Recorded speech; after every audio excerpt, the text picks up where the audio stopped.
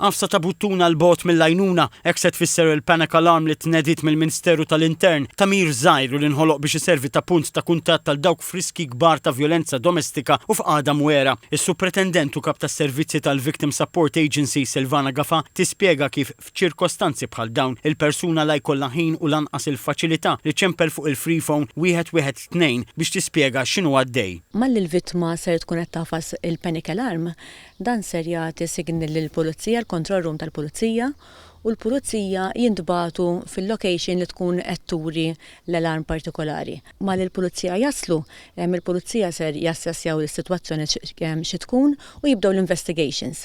Issa mbagħad il-pulizija jistgħu anke jintervjenu b'tali mod li jew jieħduhom il-DV Hub kemm f'Santa Luċija jew il-Furjana jew inkella jaraw xi jkun hemm bżonn f'dak il-ħin partikolari.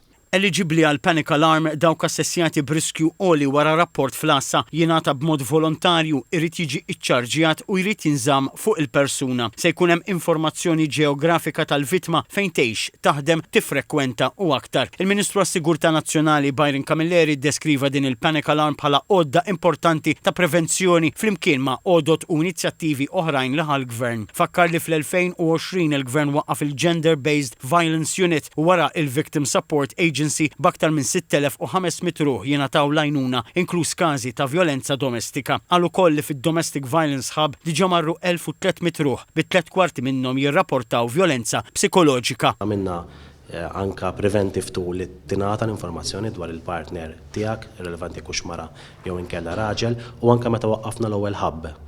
Għanna d-depo, għanna Santa Luċija, issa wkoll qed naħdmu fl-imtarfa wkoll għandna servizzi nagħta minn hawnhekk. U ma kultant servizzi li kemm jista' jkun jassistu vittmi ta' violenza domestika u l-pass li jmiss ukoll huwa tagging. Il-Ministru Camilleri qal li tagging elettroniku se jidħol fis-seħħ fi żmien li ġej u li jkun reati kollha inkluż violenza domestika. Is-Segretarju Parlamentari għall-Ugwaljanza u Riformi Rebecca Buttigieg qalet li l-ġlieda kontra l-violenza domestika hija priorità nazzjonali u priorità tal-Presidenza Maltija tal-Kunsill tal-Ewropa.